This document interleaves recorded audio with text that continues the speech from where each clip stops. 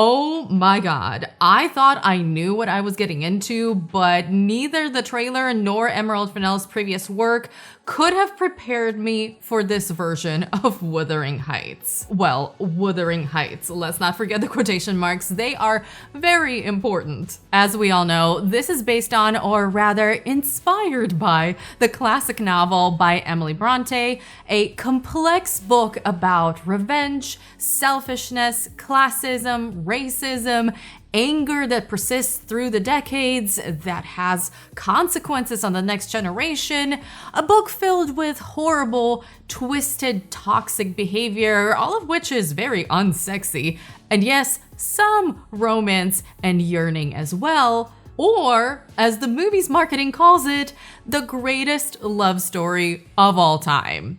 Is that what it is? No? What do you mean? Look, I'm not going to compare plot details here outside of some general commentary because this is not a book versus movie video, and if it was, we would be here until tomorrow. Also because this movie is intentionally not meant to be any kind of real adaptation of the novel, so I just don't think it would be a very productive conversation. I am going to touch on the difference in themes and the concept of this adaptation in general, but mostly I am here to take this movie for what it is, and that's actually where we're going to start. What is this movie and who is it for? Wuthering Heights takes the characters of the novel, Kathy and Heathcliff, who grew up together and developed a very strong bond, cherry picks some plot points and ideas, and creates a steamy, kinky, over-the-top maximalist romance out of it. It is highly stylized, it's intentionally very obviously anachronistic, it's ridiculous, it's messy, it's passionate, and surprisingly funny. It's kind of exactly what you would expect from an Emerald Fennell film at this point, but times 10. She has repeatedly said in interviews that this is her version of the novel and that she wanted to capture what she felt when she first read it as a teen. And while I do question how somebody could read Wuthering Heights and get this out of it at any age, at least she's upfront about what she's trying to do here. The quotation marks around the title are there for a reason, and they are doing a lot of work for the perception of this film. To be honest, I would have preferred for this movie to not be called Wuthering Heights at all because in many ways it completely ignores major themes of the book, or in some cases even feels opposite to its ideas.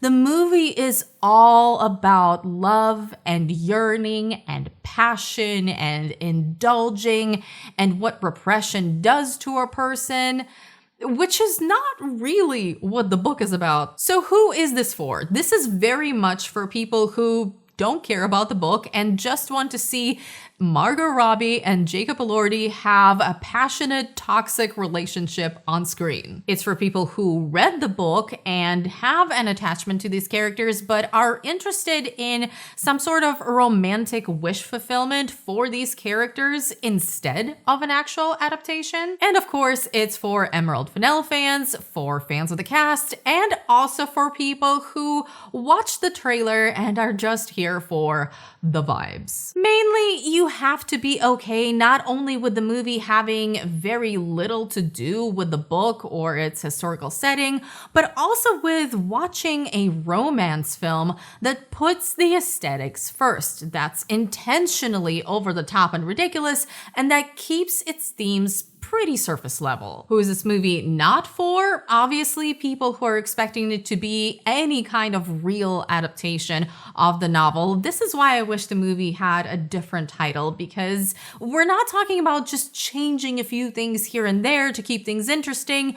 No, this is something that is vaguely inspired by the book. It's also not for people who don't enjoy romance or people who have an issue with style over substance.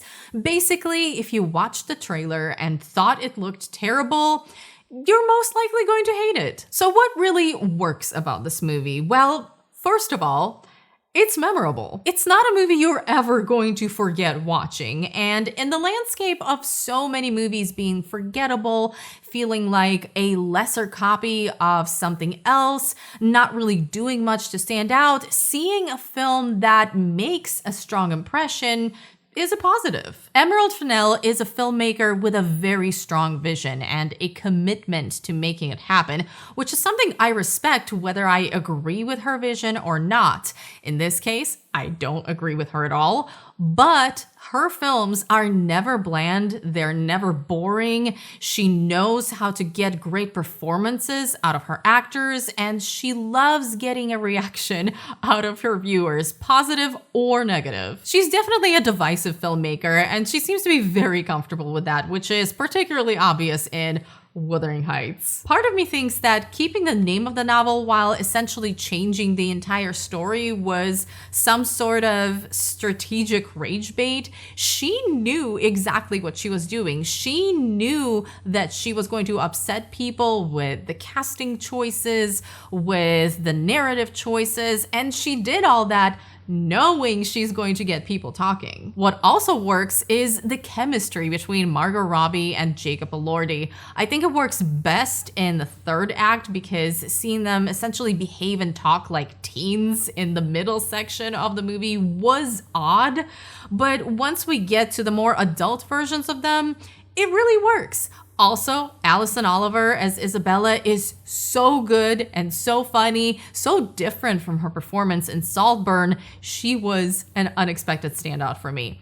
I will say, I appreciated how much attention the movie gave to Nellie, even if her character is quite different in this version. Again, everything's different. She's an important part of the story, and it's a role that could have easily been sidelined, but it wasn't, and Hong Chau's performance really elevates the character as well. What also undeniably works are the visuals. It's a beautiful movie to look at. The cinematography is gorgeous. So many beautifully shot and beautifully lit scenes, stunning landscapes, the fog, the snow, the rain, but also amazing details in the production design and costumes, the textures, the fabrics, the color palette, the interior details, even the food. There's some amazing craftsmanship on display here, and there were multiple scenes where I wanted to just pause and look around. But does all of this work together cohesively in the way that makes sense within this world? No. It does not. They're beautiful elements and beautiful scenes individually, but as parts of a larger story, it felt like each scene was made based on whatever the vibes were at the moment. Most of the time, this looked like a steamy 2000s music video that's kind of going for a period piece, but not really. We have some scenes and costumes that look like early 2000s prom, others that seem to be going for something vaguely Victorian. In one scene, Kathy looks like a European milkmaid. In another, she's wearing what looks like red vinyl, and so on. There are tons of examples of this in the film. Anachronisms can be used really well in period pieces. Think something like Baz Luhrmann's Romeo and Juliet or Sofia Coppola's Marie Antoinette, but those films are internally cohesive. There is logic and purpose there. Wuthering Heights feels like a fever dream of ideas, concepts, inspirations, styles. Some of it is grounded, some of it is borderline surrealism. It just looks and feels messy. What's worse is that all of this is style over substance in a way that also feels very performative. It's so exaggerated and over the top. It's constantly telling you how you should feel and insists on reminding you what's going on. We're not just talking about the lack of subtlety here. The novel isn't particularly subtle. It makes sense. But we're talking about a movie that really insists upon itself. Here's a minor example of this. When a character in this film dies as a result of alcoholism, which is well established by this point, there is no confusion about what led to this character's demise. He dies in a room surrounded by giant piles of bottles, empty bottles.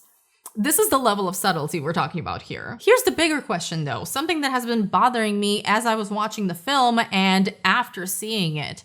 Why make this an adaptation at all? Why not just take this as inspiration, make it vague, call it something else, and see where it goes? See, once again, this is where I feel like the title is strategic rage bait, because this is just encouraging people who love the novel, who respect the novel, to be frustrated and voice their frustrations, as people who like the movie just pretty much have an excuse to dismiss any even valid criticism of the film as book purists always complaining. The thing is, Emerald Fennell keeps saying she loves the book. Fanatically is what she said at one point.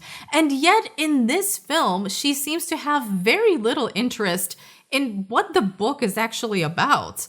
Because it's not about the romance. It's about classism and societal expectations. It's about generational trauma and racism. It's a very dark story of revenge and cycles of abuse. So it's hard for me to imagine someone who loves the novel but has no interest to touch any of its main themes. What are we achieving here when we're repackaging Wuthering Heights as sexy, when we are selling it as the greatest love story of all time? Even less media literacy when it's already at an all-time low? I don't know. And here's the thing, a lot of characterization is taken away from these characters, which actually hurts the story. Kathy and Heathcliff are terrible people in the novel. They're actually worse than they are in the movie, but because of what we know about them, we understand why they are this way. We can explore ideas through their characters. We see Emily Brontë comment on so many things through the two of them and people who surround them. But here we have yet another white Heathcliff, who is most definitely not white in the novel, and Kathy, who is headstrong and emotional and just kind of made a bad choice she immediately wanted to take back. I've seen people call this fan fiction, but honestly, most fan fiction is much more rooted in the original characters and text than this. And again, this is not coming from a place of insisting that the adaptation should stick to the book exactly the way it is written. I always say that I do not mind changes as long as they make sense and as long as the adaptation stays true to the ideas of the source material. We are not replacing the ideas of the novel with anything equally important in the movie. This here is essentially high production value smut. It's a problem that characters are missing, R.I.P. Hindley, or very changed, because it completely changes the dynamic and it doesn't replace it with anything equally impactful. Those are important parts of the story that shape our main characters, and when that's gone, all we are left with are these messily maximalist, anachronistic aesthetics and the passion that's apparently the extent of the lead's personalities. So I ask again, what is the point of all of this? What is Emerald Fennell achieving by taking rich and complex source material and stripping it of almost everything that makes it the timeless classic it is, and that makes it a story that people have been discussing and analyzing since the 1800s? You can't say that she is updating this material or shedding new light on its themes and ideas, because she's not doing them. She says it's because she could never hope to make anything that would come close to the book, but she didn't even try. Look, I enjoy beautiful visuals as much as anyone, but I do not watch movies just for the vibes. I cannot spend 2 hours, over 2 hours, watching something pretty when there's barely any substance or consistency. This is a movie that opens with people being weirdly horny for a public execution. A movie where people who look like they're in their 30s act like teenagers. It doesn't matter that they're some of the most gorgeous people on the planet. They're clearly grown-ass adults, and it looks like pretend play. It's a movie that can't even commit to how dark and toxic it's supposed to be. Is it a confident vision?